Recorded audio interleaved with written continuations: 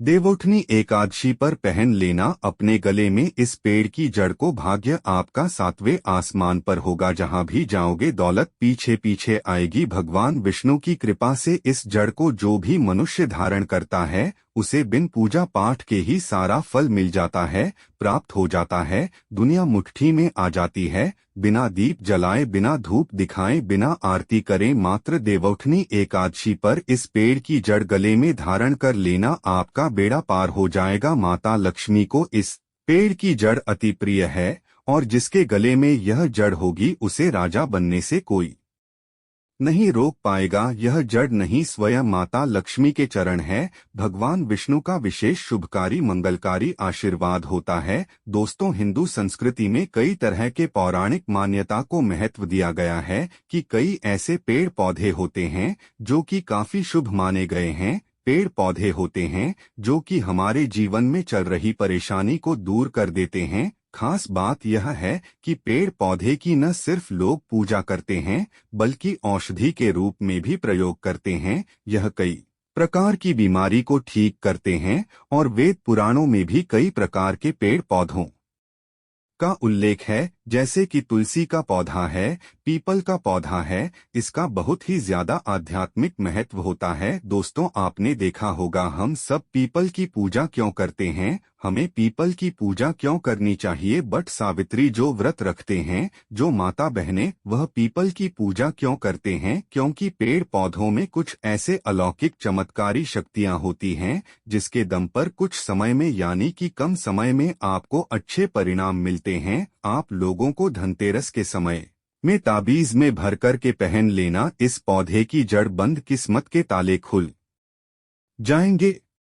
दोस्तों, इस वीडियो में मैं आपको बताऊंगा, देखिए, यह जो देवउठनी एकादशी का समय होता है, माता लक्ष्मी और भगवान विष्णु की कृपा प्राप्त करने का, इनसे आशीर्वाद प्राप्त करने का सबसे अच्छा समय माना गया है। जो व्यक्ति रिद्धि प्राप्त करना चाहते हैं, सिद्ध प्राप्त करना चाहते हैं, शुभ एवं लाभ को प्राप्त करना चाहते हैं, धनधान्य की कामना हो, धनधान्य से समृद्धि होना चाहते हैं, आरोग्य की प्राप्ति करना चाहते हैं, अगर आप चाहते हैं आपके जीवन से दुर्भाग्य दूर हो जाए, कीर्ति की प्राप्ति हो, शांति की प्राप्ति हो, आपको मान सम्मान की प्राप्ति हो, तो आप एकदम सही वीडियो में आए हैं। आपको कहीं भी जाने की जरूरत नहीं है, आपको समस्त जानकारी मिलेगी। यह जानकारी आपके बिना पूजा पाठ के ही सारा फल प्राप्त करेगी। आज मैं आप लोगों को साल की सबसे बड़ी एकादशी के समय में धारण किए जाने वाली 5 जड़ के बारे में बताऊंगा। 5 जड़ में से कोई भी एक जड़ अवश्य धारण करना। जितने भी मैंने लाभ इस वीडियो में बताए हैं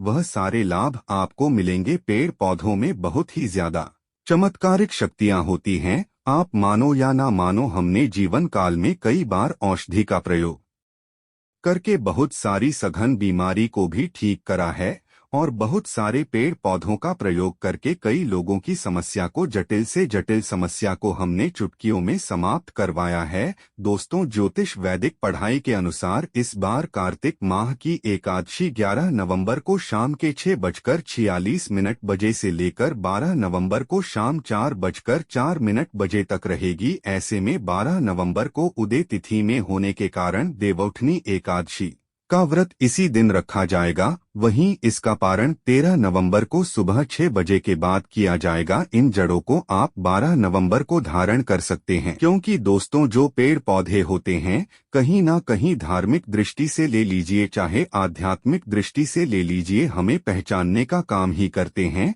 सर्वप्रथम तो आपको देवउठनी एकादशी के दिन इस पेड़ पौधे की जड़ को ले आना है। अगर आज के दिन इस वीडियो को देख रहे हैं तो एकादशी के दिन इस पेड़ पौधे की जड़ ला करके आप जो है अपने घर में पूजन करके धारण कर सकते हैं। लेकिन अगर देवउठानी के दिन आप इनकी पूजा करके जड़ को धारण करते हैं तो फिर अति उत्तम है, आपको वह हर सारी चीज प्राप्त होगी जो चीज आप प्राप्त करना चाहते हैं। दोस्तों, देवउठनी एकादशी के दिन इस पेड़ पौधे की जड़ ला करके आप जो है अपने घर में पूजन करके धारण कर सकते हैं। लेकिन अगर एकादशी के दिन आप इनकी पूजा करके जड़ को धारण करते हैं तो फिर अति उत्तम है। आपको वह हर सारी चीज प्राप्त होगी जो चीज आप प्राप्त करना चाहते हैं। दोस्तों, महंगे रत्न पहनने की बजाय अगर आप जो है इन पेड़ पौधों की जड़ को धारण करते हैं तो उससे अच्छा आपको परिणाम मिलेगा, रिजल्ट मिलेगा। कहीं ना कहीं रतन में मिलावट हो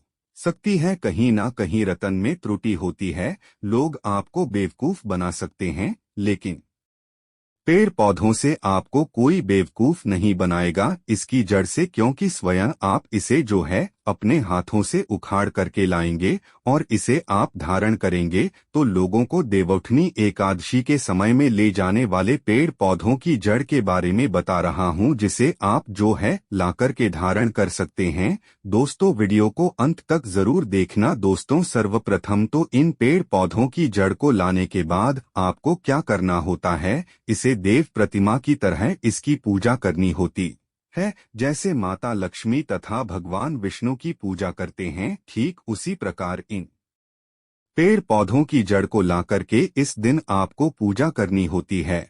और एकादशी की रात जब पूजा होती है उस दिन चांदी के ताबीज में भरकर के पहनना होता है। अगर आपका समर्थ नहीं है कि चांदी का ताबीज ले सके तो आप जो है बिना चांदी के ताबीज के भी पहन सकते हैं। जो तांबे के ताबीज आते हैं उसमें आप जो है डाल करके धारण कर सकते हैं। तो चलिए इस वीडियो में जानते हैं कि कौन सी चीज को हमें एकादशी के समय में कौन सी जड़ को लाकर के धारण करना चाहिए, पहनना चाहिए। 5 जड़ के बारे में बता रहा हूं। जानकारी बताने से पहले आप सभी दर्शकों से गुजारिश है, वीडियो में बताई गई जानकारी पसंद आए तो वीडियो को लाइक करें, चैनल को सब्सक्राइब कर लेना और हाँ दोस्तों, कमेंट बॉक्स में अपनी राशि भी डाल दीजिएगा। अगर हमारे पास कोई उपाय होगा तो वह आकर हम आपके कमेंट में रिप्लाई करके बता देंगे। आइए जानते हैं। सर्वप्रथम आपको लाना चाहिए चमेली की जड़। इसके फायदे बताना चाहूंगा। चमेली की जड़ में देवी शक्तियां समाहित रहती हैं। आपने देखा होगा चमेली का जो तेल है हनुमान जी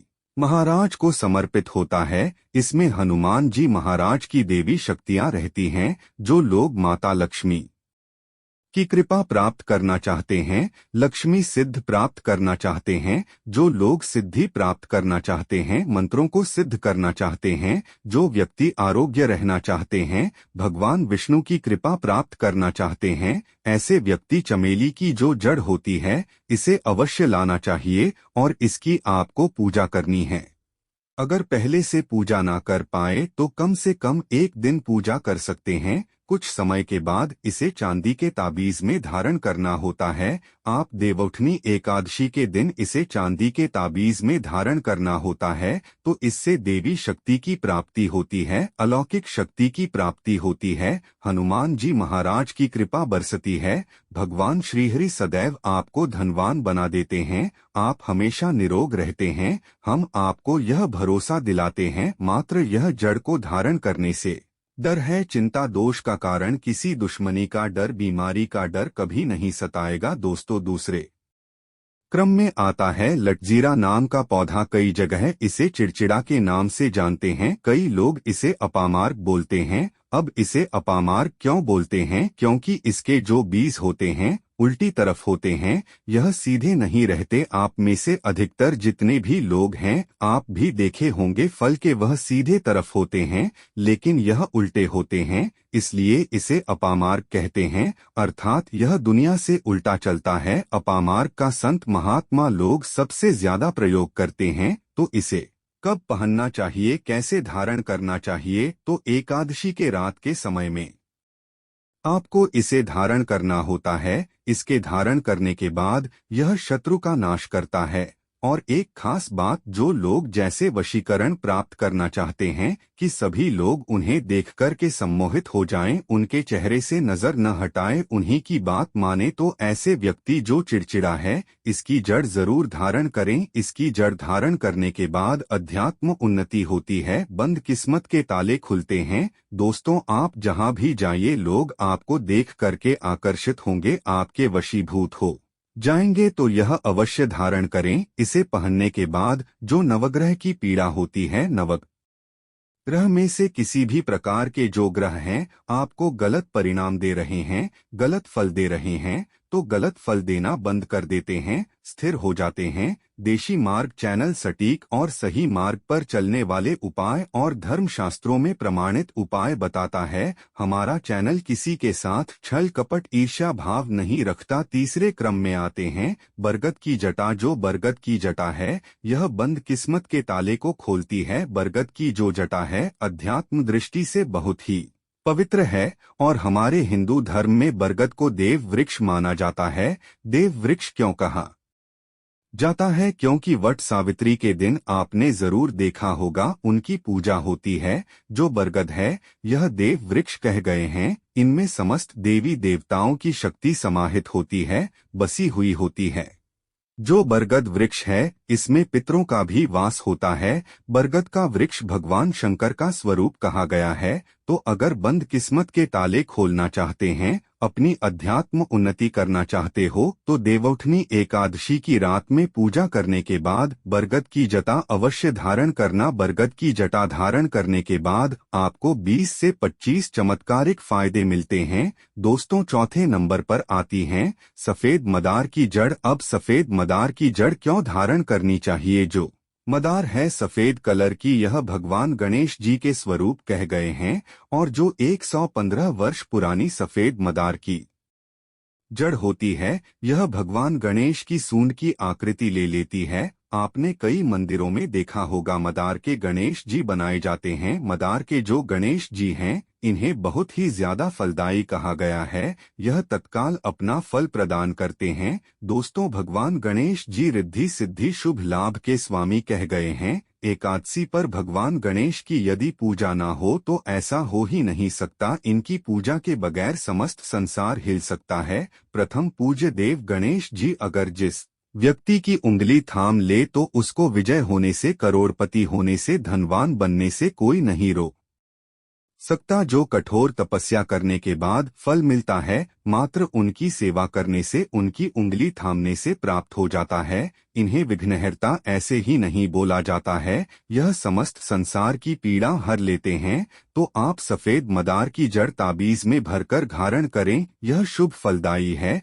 दोस्तों, देवउठनी एकादशी के दिन कोई भी जड़ जरूर धारण करें। वीडियो को एक लाइक करें व कमेंट में जय माता लक्ष्मी, जय भगवान विष्णु लिखे। हर हर महादेव।